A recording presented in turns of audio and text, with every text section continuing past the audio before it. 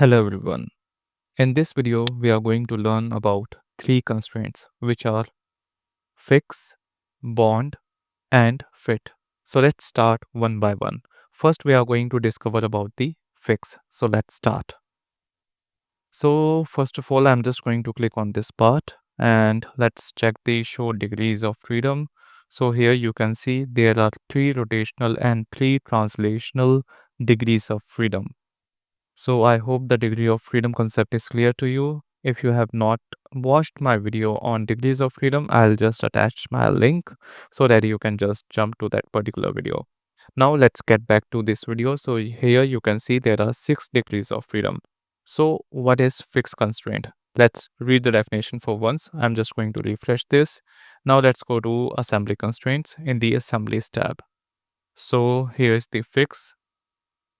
So it says as fixes an object at its current position. So it is going to give you the degree of freedom as 0 because it is going to fix that part at that particular location. As you can see, it mentions as current position. Okay.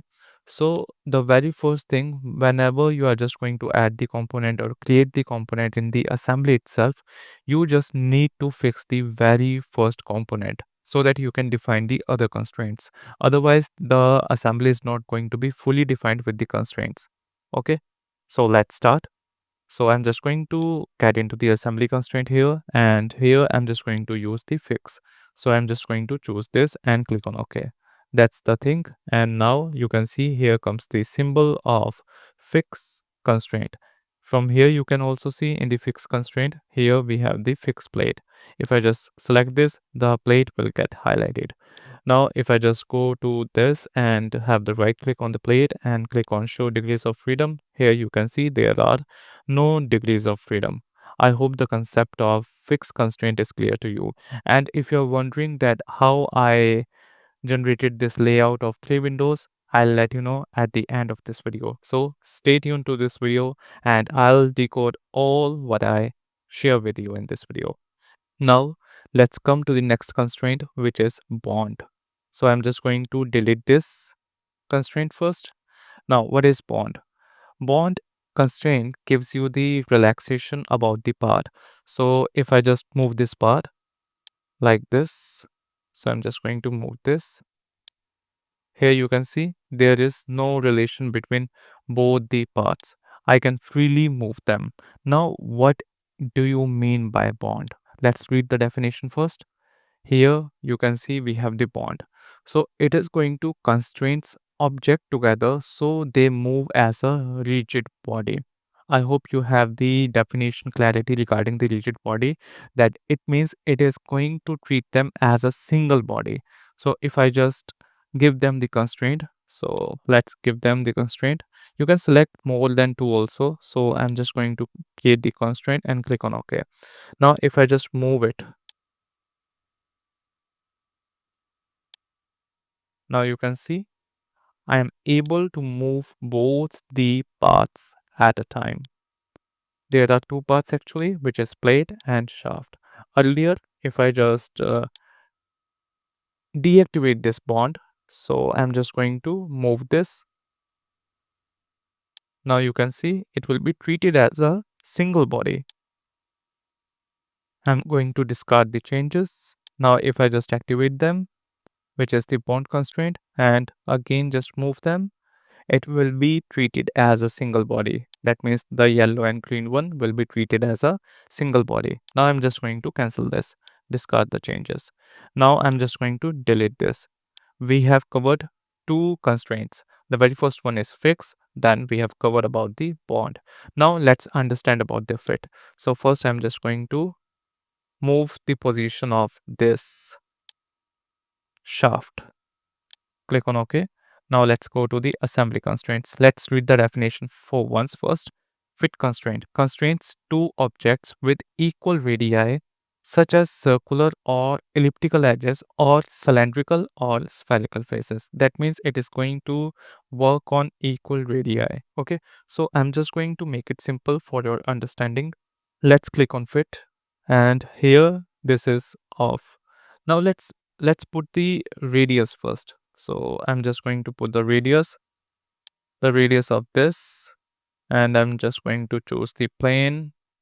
Okay, let's put this like this. This is dia 90, and this one is, let's, I'll just zoom in. So this is also dia 90 and this is dia 50. Okay, that means this is 50, this is 90, and this is 90. Let me just highlight these text.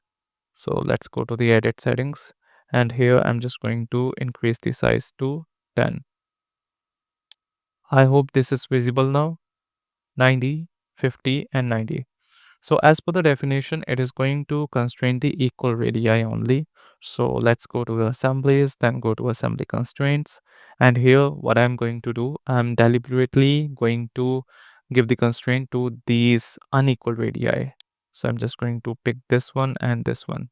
Now you can see here comes the red assembly constraint. That means there is some problem with this constraint because they don't share the equal radii. So what I'm going to do, I'm just going to give them the equal radii relation here, which is the fit.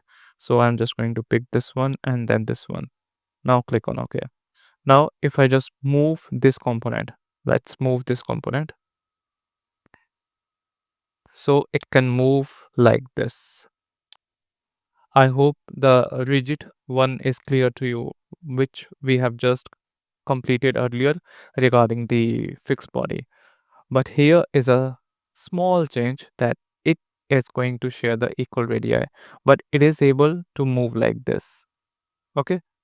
So if I just do like this or this, it will show as a rigid body, and I am able to rotate this as well. This means they are going to share the same axis. Okay. So fix is going to give you the degree of freedom as 0. The second thing is regarding the bond. It is going to give you the rigid body contact between the several bodies.